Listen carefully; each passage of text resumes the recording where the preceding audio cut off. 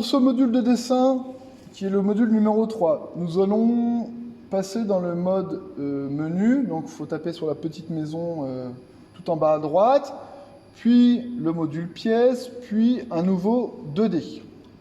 Voilà, chose qui est plus simple, autant travailler avec des multisections plutôt qu'une pièce en 3D quand c'est une simple pièce. Donc évidemment, vous allez donner un nom, donc il faut taper dans la zone de droite au bout de chaque ligne. Voilà, donc ici on est sur une boîte en inox, voilà, de 20/10. Donc on tape entrée, boîte inox.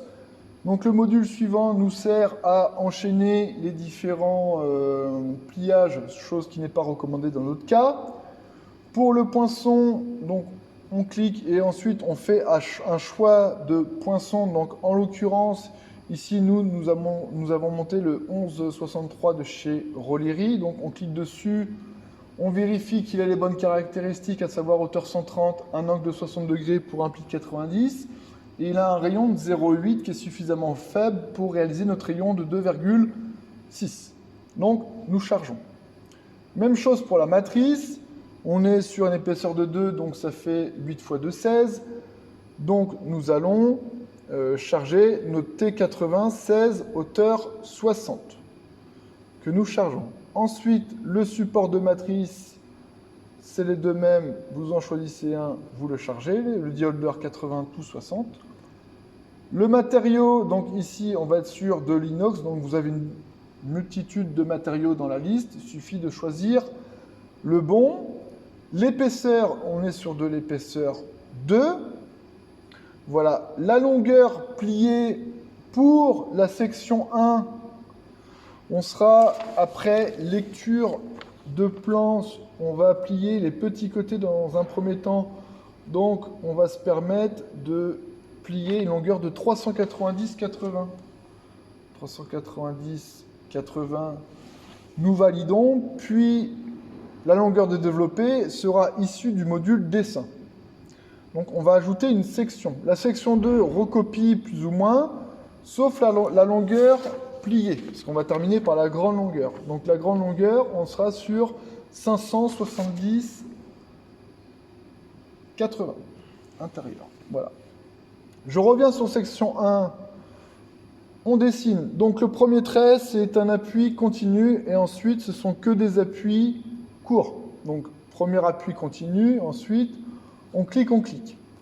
On peut cliquer un petit peu comme on veut. Si on n'a que des plis à 90, on appuie sur 90 degrés. Ça nous met en mode automatique. Ensuite, après lecture de plan, on voit que les hauteurs en longueur externe sont de 100. Donc, je renseigne, de part et d'autre, la longueur de 100. Si on a du mal à voir, on peut toujours refaire vue fixe pour recadrer.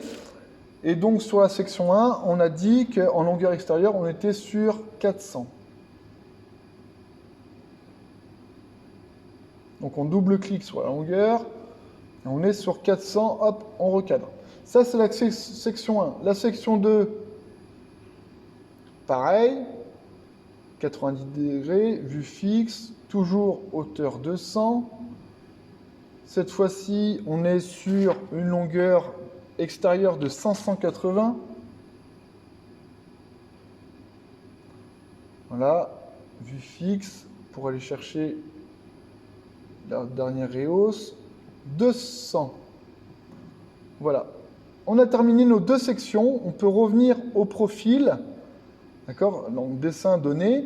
Et là, ça nous calcule bien une développante pour la section 2 et une développante pour la section 1 qu'on peut vérifier directement avec son plan. Donc, moi, issu de SolidWorks, la première, j'avais 591,84. Il me calcule 592,10. Donc ça, c'est avec les correctifs, évidemment, facteur K, en fonction de comment vous le rentrez dans SolidWorks. Et pour la section 2, on est sur 572,1, et moi j'étais à 571,84. Donc vraiment un très léger différentiel de 3/10 qu'on ne verra même pas quasiment au moment du pliage. Évidemment, on peut toujours optimiser en partant de la machine, en retournant en salle pour corriger avec le bon facteur K. Donc ensuite, après le dessin, on peut faire le profil. Pour les deux sections, on choisit l'outillage qui est représenté ici pour le poinçon. Ensuite, l'ordre de pliage. Donc on va calculer, il suffit de cliquer sur calculer l'ordre de pliage. Il nous trouve une solution. Donc après, c'est comme un smartphone, on peut zoomer, dézoomer. Voilà. Donc pli 1, pli 2. Et ensuite, sur l'autre section, pli 1, pli 2. Donc si vous voulez travailler en support sur les plis 1, il suffit de faire doigt suivant et on travaille en support. Voilà. Pour le pli 2, il y a un retournement, on peut travailler aussi en support.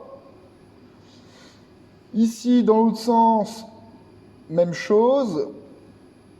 Voilà. Et pour le dernier pli, même chose. Donc ensuite, nous allons cliquer sur le programme pièce. Donc nous avons terminé. Ce que nous pouvons faire, maintenant que nous avons validé les positions nous butées, nous pouvons cliquer sur le cadenas, déverrouiller avec le mot de passe 2 pour pouvoir sauvegarder son travail. Voilà.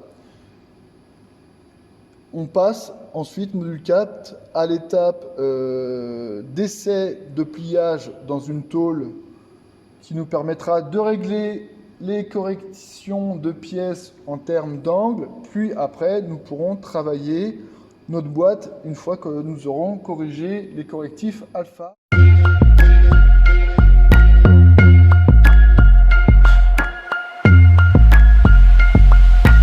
Nous étions en mode réglage sur une page numérique. Donc deux façons de travailler, soit on reste sur la page numérique, soit on repasse plus ludiquement sur la page graphique où on voit directement l'état de nos plis. Néanmoins, cette page-là ne nous suffit pas si on veut apporter une correction de plis. Donc il faudra repasser sur programme de pièces, toujours évidemment dans ce mode-là.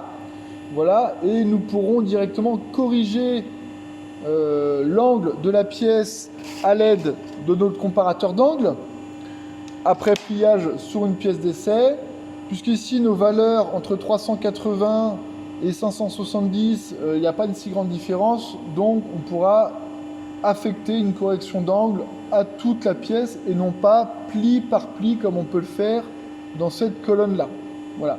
Donc vous avez le choix entre correction de section, correction de pli, correction de section, ou correction de la pièce, donc avec différentes sections. Donc tout d'abord, on va passer en mode de production. Donc à chaque changement de mode, comme vous le savez maintenant, on réarme le mode. Voilà. Nous allons pouvoir démarrer le cycle. Et donc, le coulisseau ainsi que les butées vont s'activer pour se mettre en place.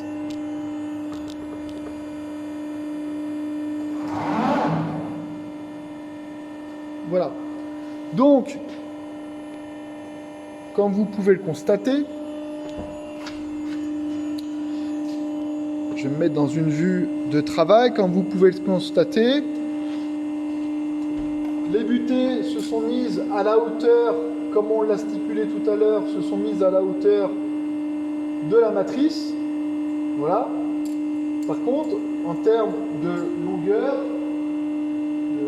il faut revoir ça. Donc on va jouer sur les positions de Z1 et de Z2, d'accord, sur le plan ici longitudinal.